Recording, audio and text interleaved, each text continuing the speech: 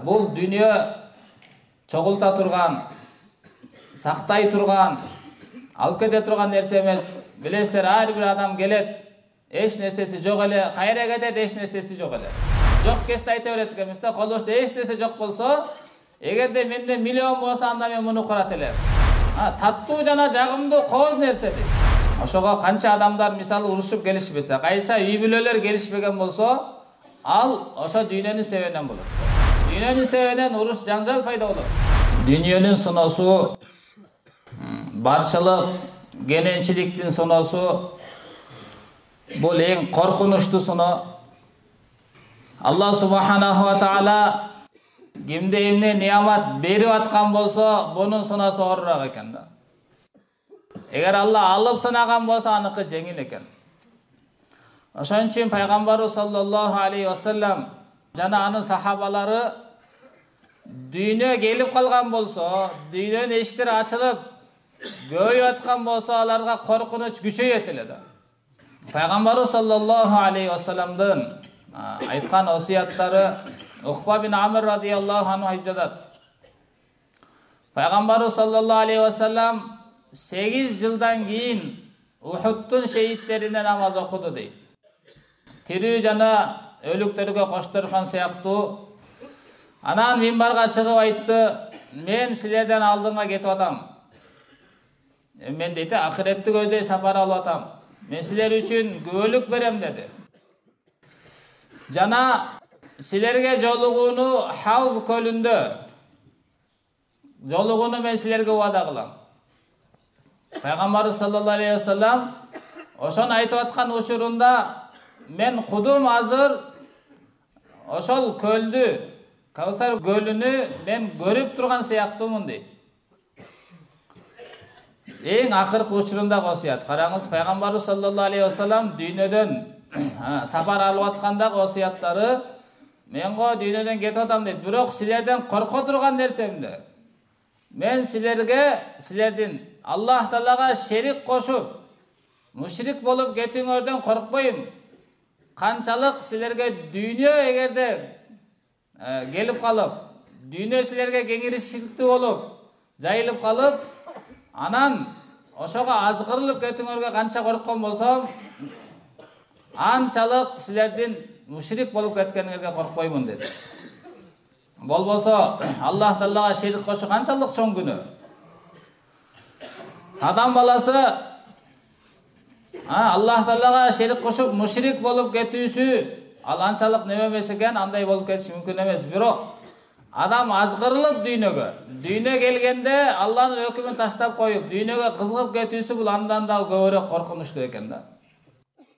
Уқба бин Амир радияллаху анху айтып жатат: "Мен Пайгамбар алейхиссалату вассалам ошол сөздү айткандагы" дейт, "менин пайгамбарыбыздын көрүүм эң акыркы көрүү болду" дейт.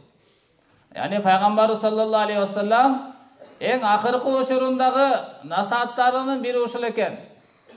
Силерге дүйнө көбөйүп кетип, ошонун артынан дүйнөнү кубалап, ал менен жарышып кетүүңөр бул көбүрөөк коркунучтуу дейт.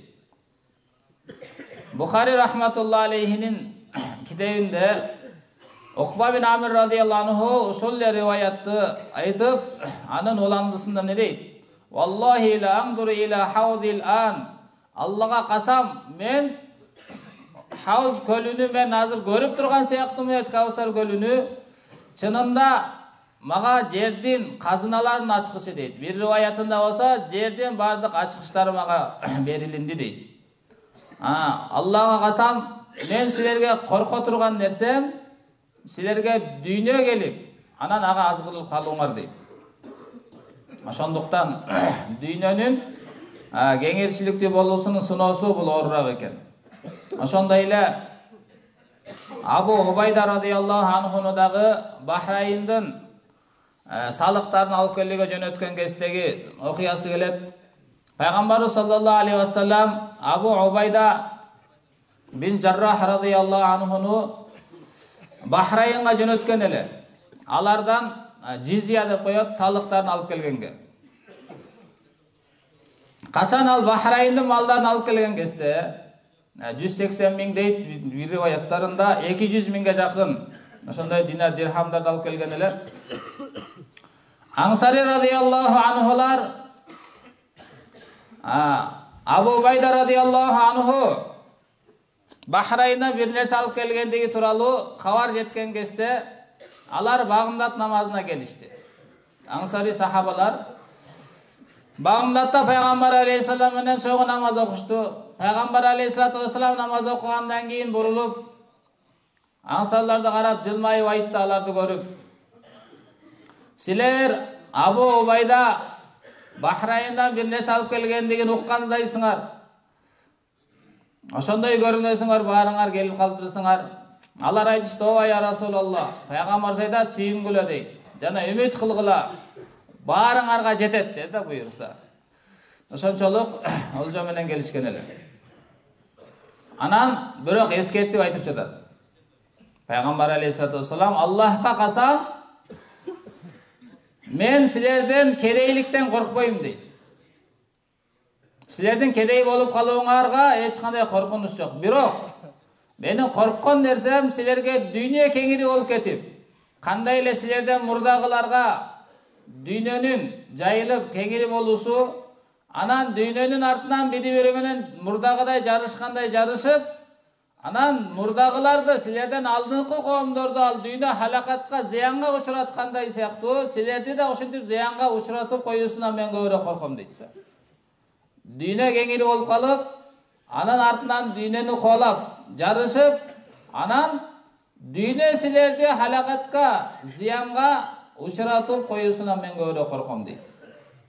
Ошондуктан бул дүйнө чогулта турган, сактай турган, алып кете турган нерсе эмес. Билесиздер, ар бир адам келет, эч нерсеси жок эле, кайра кетет, эч нерсеси жок эле. Ошондуктан бул дүйнө бир гана иштетип калыш үчүн экен ахиретке. Жөнөтүп калыш үчүн экен ахиретке, сарптап калыш үчүн экен ахиретке. Вал таңдур нафсун ма каддамат лигадин. Ар бир жан карасын эртеңки күнүгө эмне жөнөтүп жатат. Ошондуктан Пайгамбарыбыз саллаллаху алейхи вассаламдын бул үммөттөн корко турган нерсеси эле ушул эле дүйнөгө азгырылып калбоо. Аллах Таала Кур'ан-ы Каримде айткан: "Вала тагурраннакумул хаятуд дуnya." Силерди бул дүйнө жашоосу азгырып койбосун дейт. "Вала ягурраннакум биллахил гурур." Аллах Тааладан силерди шайтан дагы, дүйнө дагы азгырбасын деген. Ошондуктан адамга дүйнө келгенде адам баласы ибадаттан кала баштайт экен. Алланын өкүмүнөн кала баштайт экен. Барып куфурга, ширкке, же болбосо дейт ошондой чоң-чоң күнөө зыяндарга, динсиздикке келип калат экен да. Дүйнөнүн себебинен. Ошого канча адамдар мисалы урушуп келишпесе, кайса үй бүлөлөр келишпеген болсо, ал ошо дүйнөнүн себебинен болот да. Дүйнөнүн себебинен адам келишпестик пайда болот. Дүйнөнүн себебинен уруш жаңжал пайда болот. Сахабаларда дүйнөгө болгон эч бир кызыгы жок эле. Пайгамбарыбыз саллаллаху алейхи вассалам эң акыркы насаатында дагы ушул нерсени эскертип кетти. Силер дүйнөдө дүйнөлүк нерселер менен жарышып алек болуп, анан өзүңөр зыянга учурап калбагыла дейт. Ошого башка көптөгөн дагы хадистер бар. Дүйнөнүн кооздугу силерди алдап койбосун деген. Инна дуnya хулватун хадиратун. Пайгамбар саллаллаху алейхи вассалам айтат: "Силерге жакырчылык, жокчулук сыноосу келди, сабыр кылдыңар" дейт. Канчалык сыналды жокчулук менен, жакырчылык менен, тарчылык менен. Бирок силер ал сыноодон өтө алдыңар дейт. Сабыр кылдыңар. Бирок дүйнө бул ушундай жагымдуу, таттуу жана жагымдуу кооз нерсе дейт. Бул сыноодон өтө аласыңарбы, өтө албайсыңарбы билбейм дейт да. Адам баласына дүйнө келип калган болсо, анда ошол сыноодон өтө алабы? Жок кезде айта берет экенбиз да. Колдошто эч нерсе жок болсо, эгерде менде миллион болсо, анда мен муну курат элем. Анда менин колумда мындай болуп калса, мен бияка иштетет элем деп айта берет экенбиз. Бирок качан ошонун өзү келген болсо, анан биз сынакта болот экенбиз да. Кана ошончолук иштете алабызбы, албайбызбы? Айше энебизге сыноо келди, эгерде 10 дирхам болсо, мен аны садака кылмакмын. Ошол замат сыноо 10 дирхам келди. Ошону түнгө калтырбастан садака берди да. Ошондуктан Дүйнөнүн коздугу, дүйнөнүн азгырыгынан сактаныш керек экенбиз. Дүйнөнүн мисалын Аллах субханаху ва таала мындай мисал берген. Аллах Таала дүйнөнү кандай эле жазында Аллах асмандан жамгырды түшүрүп, анан жашылчаларды чыгарганда адамга бардыгы кооз, сонун болуп көрүнөт экен да. Анан эле караса куурап, анан шамал учуруп жок кылып салат го. Дүйнө ошо сыяктуу хакыйкаты жок экен. Бирде ошондой кооз болуп көрүнүп турат, эгер ошого жетсек эле бактылуу болчудай. Бирок ага жетиш менен бактылуулук жок да. Дүйнө ошол сыяктуу. Алла асмандан жамгырды түшүрүп, жерден жашылчалар чыгарды. Бир караса эле саргайып, шамал учуруп түшүп, ал каяка кеткени белгисиз. Жок болуп кеткендей эле дүйнө дагы ошол сыяктуу эч кандай хакыйкаты жок нерсе экен. Ошондуктан аны чогулта турган, же аны дейт, сактай турган, ага кызыгып, анын артынан дагы бир мусулмандын көгүн орта турган нерсе эмес. Балким канча болгон болсо ахиретке эле жөнөтүп кала турган нерсе экен. Аллах Таала баарыбызга дүйнөнүн сүй мухаббатын чыгарып, ахиретке болгон шабак насип кылган болсун.